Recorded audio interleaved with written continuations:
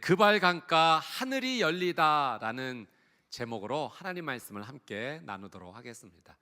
요즘 우리 젊은이들 사이에서 이제 필수템이라고 하죠. 꼭 가지고 다녀야 될 물건 중에 하나가 노이즈 캔슬링 이어폰이라고 있습니다. 이 노이즈 캔슬링이라는 신기술이 적용이 된 건데요, 이 이어폰을 끼게 되면 주변 음이 완벽하게 차단이 됩니다. 저도 한번 착용을 해보았는데요, 신기하더라고요. 주변에 시끄러운 소리, 자동차 소리, 사람들이 이야기하는 소리가 완벽하게 차단이 되고, 그 음악에 집중을 한다든지 뭔가에 집중을 할 수 있는 그 상황이 열립니다. 마치 나에게 어떤 고요한 방이 생긴 것만 같습니다. 근데 여러분, 이렇게 좋은 기술에도 역설적인 사실 하나가 있다는 겁니다. 이 노이즈 캔슬링 이어폰이 바깥 소리는 완벽하게 차단해 주지만 차단해 주지 못하는 소리가 하나 있으니, 그건 바로 내 내면에서 들려오는 소리를 차단해 주지는 못한다는 겁니다. 오히려 고요한 방을 만들어줘서 바깥 소리는 완벽히 차단하지만 이 내면의 소리가 더 크게 들려오는 것 같습니다. 불안과 두려움의 소리, 걱정과 염려의 소리, 자책과 이 비난의 소리는 노이즈 캔슬링이 되지를 않습니다. 아마 지금 이 자리에도 마음의 어떠한 그 불편한 두려움의 소리 때문에 한숨이 계속 나오고 있는 우리 성도님들이 계실지 모르겠습니다. 오늘 말씀해 보니 그러한 상황 가운데 처한 한 명의 성경 인물이 등장합니다. 그 내면의 두려움과 걱정과 염려로 가득 찼던 그 한 사람, 바로 에스겔입니다. 오늘 본문의 1절 말씀을 저희가 같이 한번 좀 보도록 하겠습니다. 1절 말씀 함께 읽겠습니다. 시작. 30째 해 넷째 달 초 닷새에 내가 그발 강가 사로잡힌 자 중에 있을 때 하늘이 열리며 하나님의 모습이 내게 보이니. 자, 1절 말씀에 보니까 이렇게 시작합니다. 30째 해 넷째 달 초 닷새에. 이 30째 해라고 하는 것을 성경학자들은 무엇으로 보는가? 이 에스겔의 나이로 봅니다. 그러니까 에스겔이 지금 30세가 되었다는 거죠. 이스라엘에서 이 30세는 제사장 가문 남자에게는 아주 중요한 나이입니다. 인생의 정점입니다. 레위기 4장 말씀을 보니 이 레위인은 30세가 되어야 이 성막 봉사를 이제 시작을 하게 됩니다. 말하자면 이 30살은 이제 인턴 딱지를 떼고 정규직 제사장으로서 온전히 설 수 있는 바로 그날입니다. 에스겔은요, 뼈대 있는 제사장 가문의 후손입니다. 아마 태어날 때부터 이 훈련을 받아왔을 겁니다. 제사장으로 쓰임받을 날을 고대하면서 이 날만을, 30세가 되는 이 생일날만을 기대하면서 살아왔을 겁니다. 정상적인 상황이었다며 이제 30살 나이가 되는 이때 예루살렘 성전에서 거룩한 예복을 입고 나팔소리와 함께 기름 부음을 받았을 겁니다. 그런데 지금 에스겔이 있는 곳은 예루살렘 성전이 아니라 바로 이방인의 땅, 바벨론의 포로로 붙잡혀간 갈대아 땅 그발 강가에 지금 서 있다는 겁니다. 바벨론이라는 나라에 포로로 붙잡혀갔습니다. 예루살렘 성전이 아니라 수천 킬로미터 떨어진 그 바벨론의 포로 수용소에 갇혀 있는 겁니다. 제사장 예복 대신에 포로복을 입고 있고 작업복을 입고 있습니다. 거룩한 제사를 드려야 될 그 손에 지금 삽과 곡괭이를 들고 있는 상황입니다.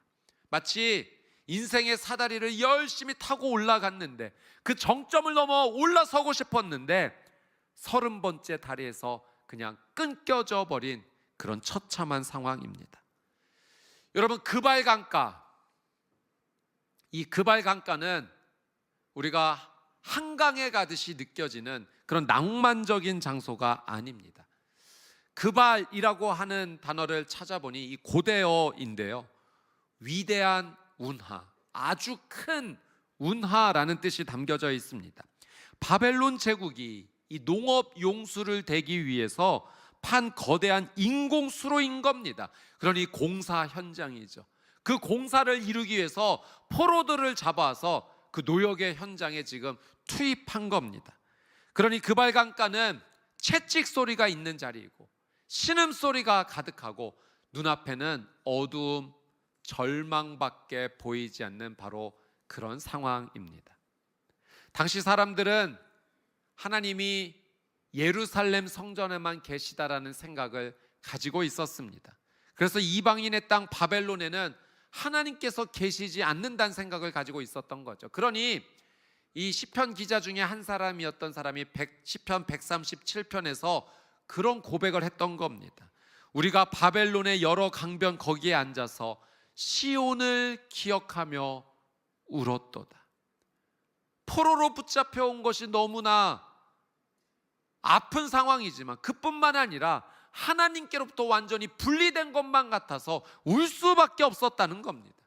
그러니 그발강가는 하나님께 예배가 드리는 것이 멈춰진 그 땅, 하나님 앞에 기도하는 것이 이제는 사라진 그 땅, 하나님과의 철저한 분리가 일어나는, 단절이 일어나는 아픔의 땅이었던 겁니다.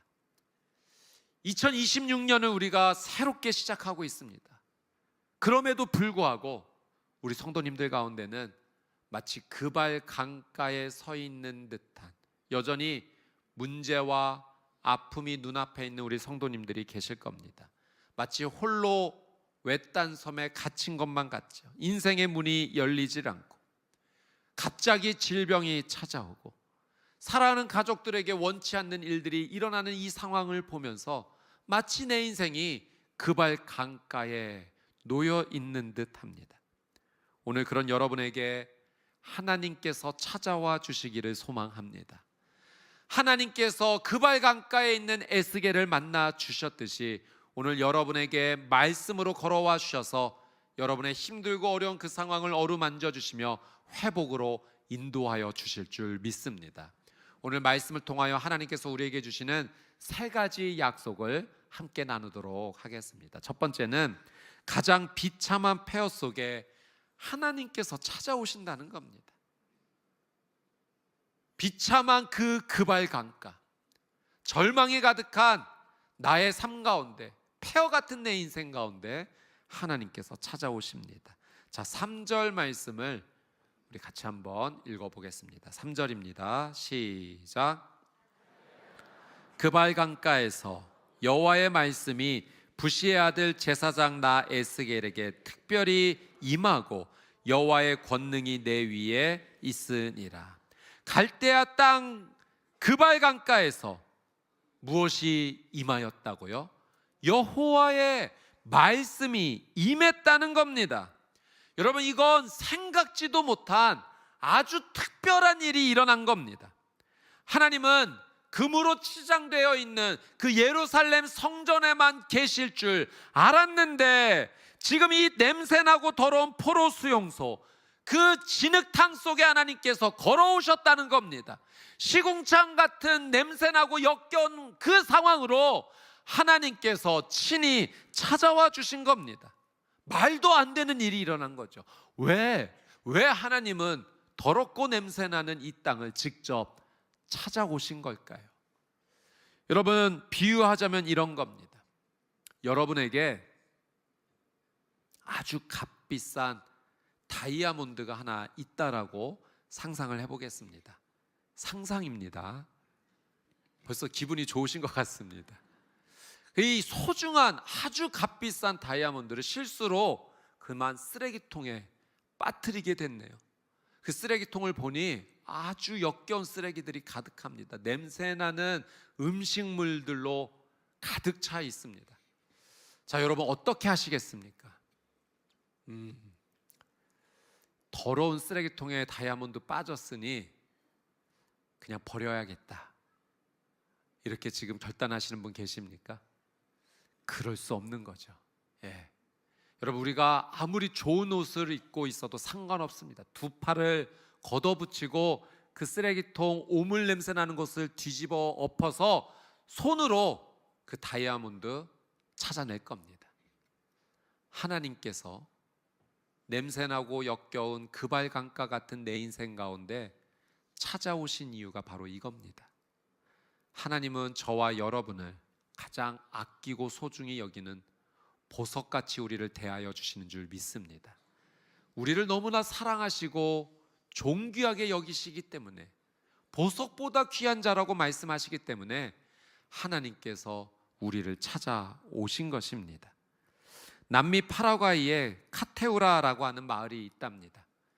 이건 여기는 쓰레기 매립지 위에 세워진 동네여서 늘 냄새가 가득하고 환경이 그렇게 좋지 않습니다. 아이들에게도 희망이 없답니다. 나중에 커서 꿈이 뭐냐, 깽단이 되는 게 비전일 꿈일 정도로 처참한 그 땅인 거죠.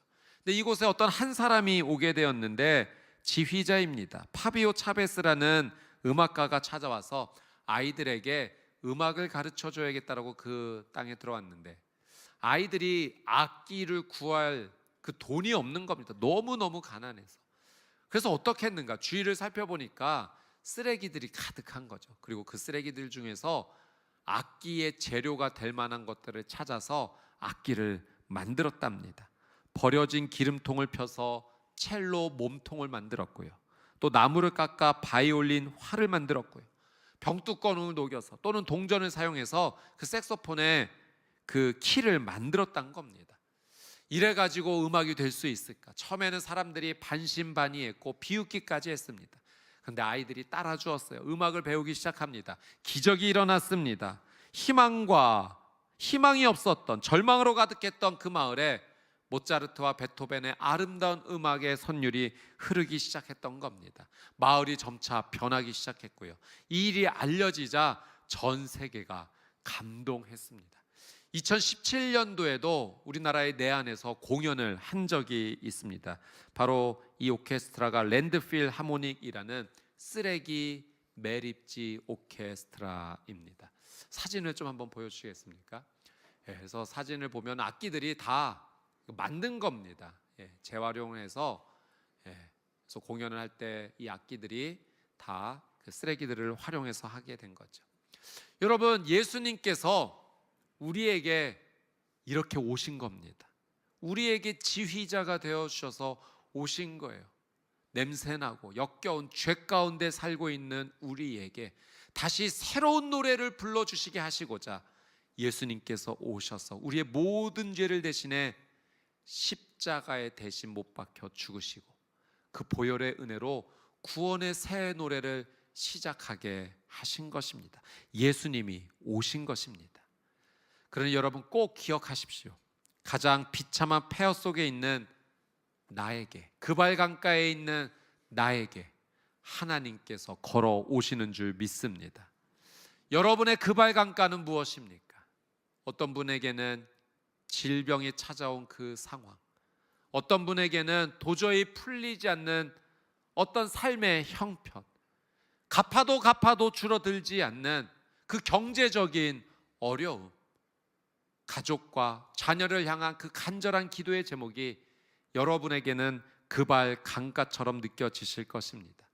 그런데 오늘 하나님께서 약속하십니다. 여러분이 고통으로 품고 있는 바로 그 문제, 그 장소를 하나님께서 그발 강가가 아닌 지성소로 만들어 주시겠답니다. 내가 너를 만나는 장소로 삼겠다 약속하십니다. 내 인생이 시궁창이어도 우리 하나님은 나를 절대 포기하지 않으십니다. 나를 보석으로 생각하시고 사랑하십니다. 하나님께서 여러분을 찾아가십니다. 믿음의 문을 활짝 열고 나를 향해 걸어오시는 그 하나님을 믿음으로 끌어안으시는 우리 귀한 성도님들이 되시기를 주님의 이름으로 축복합니다. 두 번째는 나의 최선이 끝난 곳에서 하나님의 은혜가 시작된다는 겁니다. 나의 끝이 하나님의 은혜의 시작이 됩니다. 여러분, 우리가 신앙생활을 하면서 실수하는 것이 있습니다. 마음에 한켠에 이런 마음을 붙잡고 신앙생활을 하는 거죠. 내가 노력하면, 내가 무언가를 최선을 다하여 하면 하나님께서 분명히 감동받으실 거야. 여러분, 하나님을 위해서 뭔가를 해보겠다라고 하는 건 그 자체는 이건 정말 귀하고 아름다운 믿음입니다. 그게 나쁘다는 것이 아닙니다. 이게 이 잘못된 부분이 있을 수 있다는 거예요. 내 자기 중심적인 잘못된 믿음의 모습으로 변질되어서 내가 뭔가를 해야지만 하나님을 움직일 수 있다라고 하는 교만의 모습으로 그 신앙생활을 할 수 있다는 거죠. 이건 하나님께서 기뻐하시는 신앙의 본질이 아닙니다. 여러분, 오늘 말씀을 보니까요, 하늘이 열렸다라는 표현이 나옵니다. 그런데 에스겔이 뭔가를 해서, 노력을 해서, 정성을 다해서 하나님을 감동시켜서 하늘이 열린 게 아닙니다. 자, 1절 말씀 우리 한 번 더 같이 읽어보도록 하겠습니다. 1절입니다. 시작. 30째 해 넷째 달 초 닷새에 내가 그발강가 사로잡힌 자 중에 있을 때 하늘이 열리며 하나님의 모습이 내게 보이니. 여러분, 에스겔이 뭔가를 한 게 아닙니다. 그냥 절망의 자리 그발강가에 두려움으로 가득한 채 서 있었을 뿐입니다. 그런데 하나님께서 하늘을 열어주셨답니다. 이 하늘이 열렸다라는 히브리어 문법을 보니 신적 수동태입니다. 이건 에스겔이 뭔가를 해서가 아니라 전적인 하나님의 주도권이 있는 은혜라는 거죠. 그냥 하나님께서 열어주신 것입니다. 하나님께서 전화하신 것 같은데 잠깐 받으셔도 괜찮을 것 같습니다. 여러분, 야곱이요, 집을 나와서 도망하여 갈 때 여러분 그 들판에서 베개를 삼아 잠을 청하게 될 때요, 하나님께서 하나의 환상을 보여주시죠. 사닥다리가 하늘에서 내려옵니다. 여러분 보십시오. 야곱이 뭔가를 열심히 노력해서 사닥다리 세워서 하나님과 교통한 게 아니라는 겁니다. 하나님께서 돌베개에 베고자 하는 외로움과 두려움에 가득한 그 야곱의 인생 가운데 하늘을 열어주시고 사닥다리를 내려주신 겁니다. 은혜는 하나님의 일방적인 결정이고 우리에게 주어지는 놀라운 은혜인 줄 믿습니다. 나의 노력이 아니라는 거예요. 기독교는 내가 기어 노력해서 올라가는 종교가 아니라, 하나님을 믿는다는 것은 그냥 나에게, 자격 없는 나에게 베풀어 주시는 그 하나님의 은혜를 믿음으로 감사하며 받아들이는 것이 하나님을 믿는 것입니다. 여러분, 에스겔은 제사장 출신이죠. 그러니 성전의 구조를 누구보다 잘 알고 있습니다. 하나님을 만나는 가장 그 놀라운 장소가 바로 지성소인데요, 그 지성소로 들어가기 위해서 가로막고 있는 것이 하나 있으니 바로 휘장입니다. 예수님 당시에 이 휘장에 대한 성전에 기록이 남겨져 있는데요, 길이가, 높이가 무려 18m, 아파트 6층의 높이입니다. 엄청난 높이인 거죠.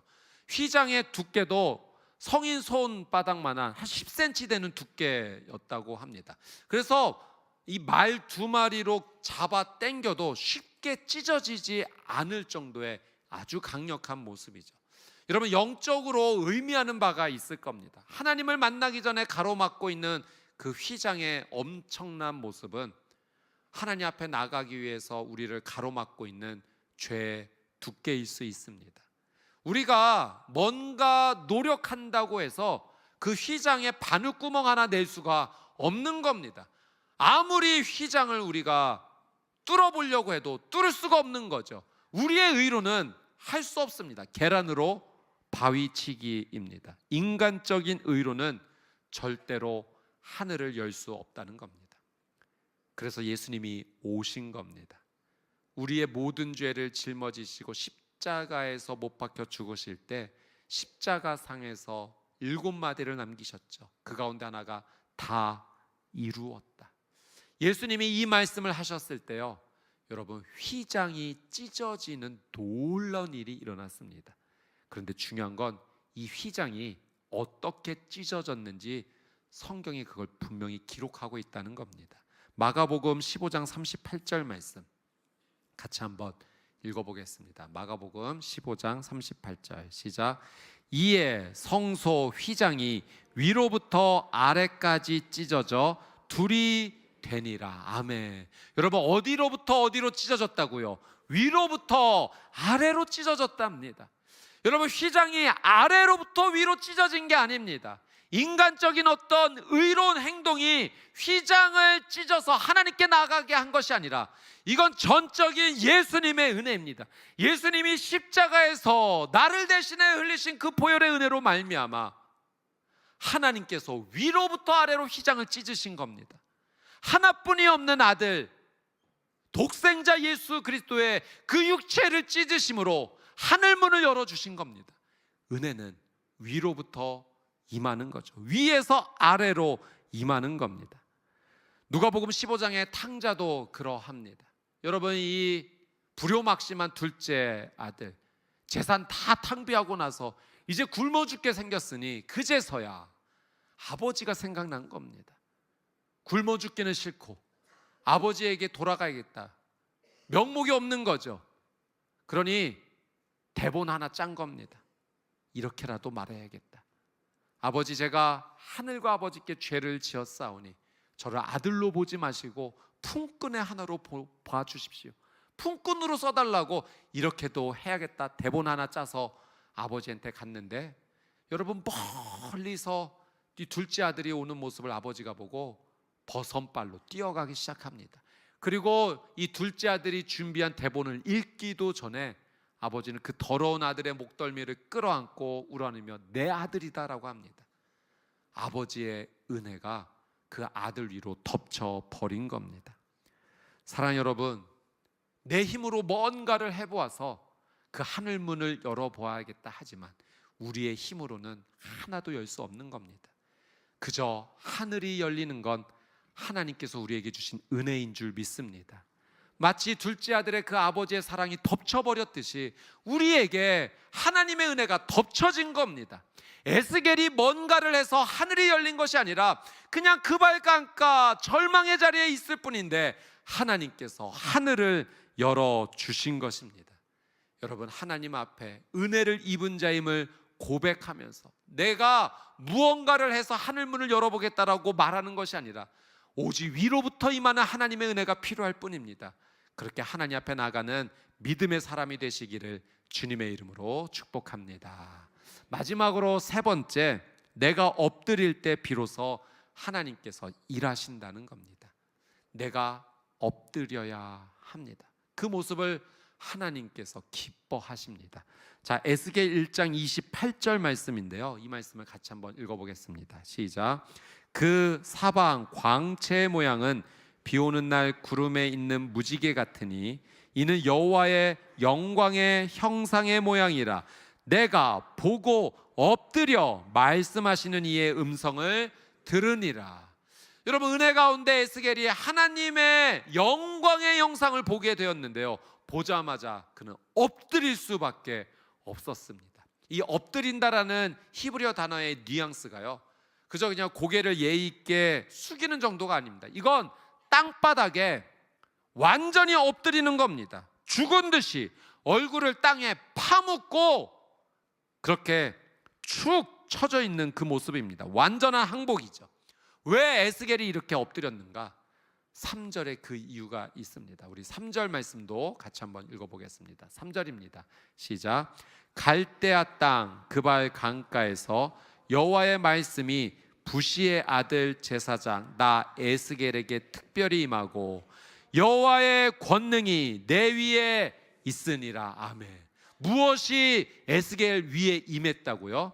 여호와의 권능이 에스겔 위에 임했답니다. 이 권능이라고 표현된 이 단어가 야드라고 하는 단어인데요, 손입니다. 손. 그러니까 여호와의 손, 그 능력의 손, 권능의 손이 지금 에스겔 위에 임한 겁니다. 여호와의 그 손이 임하니 에스겔이 뻣뻣하게 버티지 않고 그 하나님의 손 아래에서 완전히 그냥 엎드린 겁니다.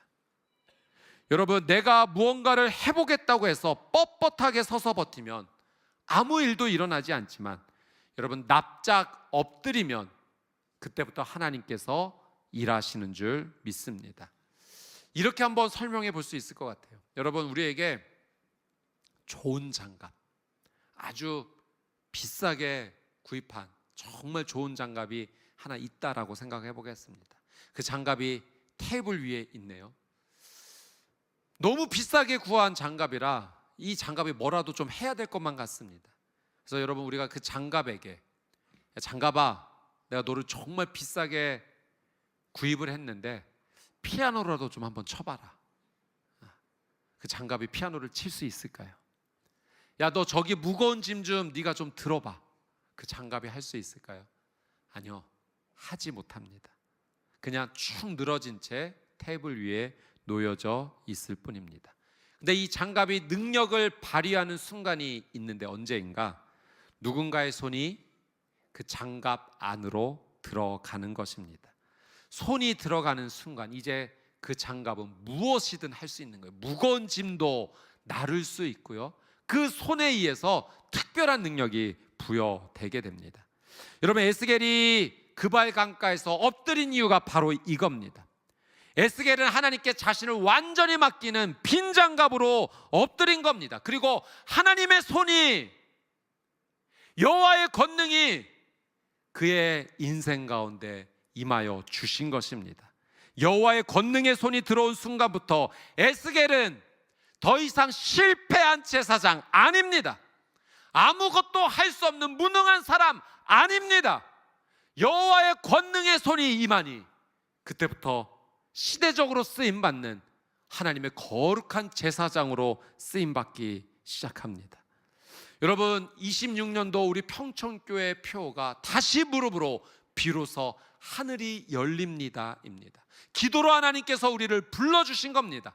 기도가 무엇인가? 하나님 앞에 빈 장갑으로 나아가 하나님, 빈 장갑 같은 내 인생 가운데 여호와의 권능의 손이 임하기를 원합니다. 그렇게 하나님 앞에 겸손하게 엎드리는 것인 줄 믿습니다. 여러분, 우리의 인생이 겉으로 보기에 비싸게 준 장갑 같은 인생일지라도 여호와의 손이 들어오지 않는 이상 아무것도 못합니다. 그러나 여호와의 손이 임하는 순간, 여러분, 비록 아주 값비싼 장갑이 아닐지라도, 목장갑일지라도 여호와의 능력의 손이 임하면 하나님께 쓰임받는, 하나님의 놀라운 능력으로 생명을 부여받는 거룩하고 빛나는 인생이 될 줄 믿습니다. 헨리 나우엔이 쓴 책 공중고개사라는 이야기가 나옵니다. 여러분, 이 공중고개사들이 공중에서 이렇게 고개를 하면서 그 그네를 놓고 상대편에 있는 그 손을 붙잡고 다시 올라가지 않습니까?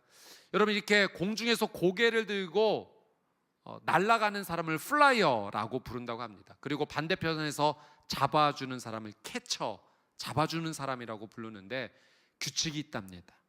이 플라이어가 그네를 놓고 이 캐쳐의 손을 붙잡아야 공중에서 떨어지지 않고 이제 살 수 있는데, 그때 어떻게든 내가 저 캐쳐의 손을 붙잡아야겠다, 아둥바둥 힘을 써서 잡으려고 하면 그 손이 부딪혀서 부러질 수도 있고 잡지 못하고 그냥 공중에서 떨어진다고 합니다. 이 플라이어가 해야 될 유일한 한 가지가 있으니 힘을 빼는 겁니다. 손을 쭉 펴는 겁니다. 그리고 캐쳐를 완전히 신뢰하는 겁니다. 저 캐쳐가 나를 반드시 붙잡아 주리라. 그래야 캐쳐가 강하게 그 손을 붙잡아 주는 순간 둘 다 다치지 않고 공중에서 떨어지지 않고 살게 되는 거죠. 여러분, 기도는 무엇인가? 하나님께 내 손을 쭉 펴서 하나님께 맡기는 겁니다. 내가 어떻게든 아둥바둥 하나님을 잡아보겠다라고 내 힘을 다하는 순간 하나님을 붙잡지 못합니다. 기도는 내가 아둥바둥 힘쓰는 게 아니라 전적으로 하나님께 신뢰함으로 맡기는 겁니다. 그러면 하나님께서 우리를 붙잡아 주실 줄 믿습니다. 불안하죠? 내가 뭔가라도 좀 해봐야 될 것 같습니다. 그러나 여러분, 하나님을 신뢰하십시오. 그분은 전능하십니다. 그분은 우리에게 생명을 주시는 분입니다. 여러분의 손을 꼭 붙잡아 주실 겁니다. 다치지 않게 여러분이 일어설 수 있도록, 생명의 은혜를 누리실 수 있도록 하나님께서는 그 손을 꼭 붙잡아 주실 것입니다. 여러분, 에스겔 2장 말씀 1절 2절 말씀을 보니까 이 엎드러져 있던 에스겔을요, 성령님께서 일으켜 세워주십니다. 이게 하나님의 은혜입니다. 내가 하나님께 엎드려지면 하나님께서 나를 다시 일으켜 세워주실 줄 믿습니다. 내가 죽어야 내 안에 예수 그리스도께서 나에게 생명을 주시는 겁니다. 말씀을 맺습니다. 세 가지 은혜를 함께 나눴습니다. 여러분, 하나님께서는 나의 비참한 그발 강가로 찾아오십니다. 내가 끝났다고 생각하는 그 그발 강가가 하나님을 만나는 지성소가 되는 겁니다. 나의 최선이 끝난 곳에서 은혜가 시작된다 말씀하십니다.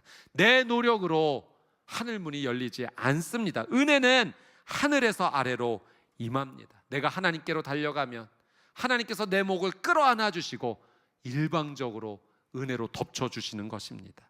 내가 엎드릴 때 하나님이 일하십니다. 빈장갑이 되어 주님의 손을 그냥 받아들이십시오. 하나님께 힘을 빼고 손을 내미십시오. 기도하십시오. 하나님께서 붙잡아 주시고 새로운 은혜로 채워주실 것입니다.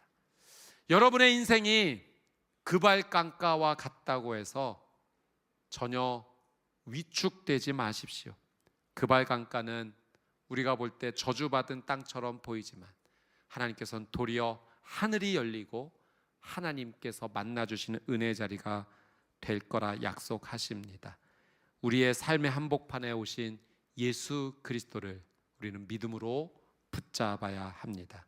예수 그리스도께서 휘장을 찢으셨습니다. 하늘의 은혜로 살아갈 수 있도록 우리를 인도해 주십니다. 여러분, 기도로 다시 무릎으로 하나님께서 열어주시는 그 하늘을 향해서 믿음으로 전진하시게 되기를 주님의 이름으로 축복합니다.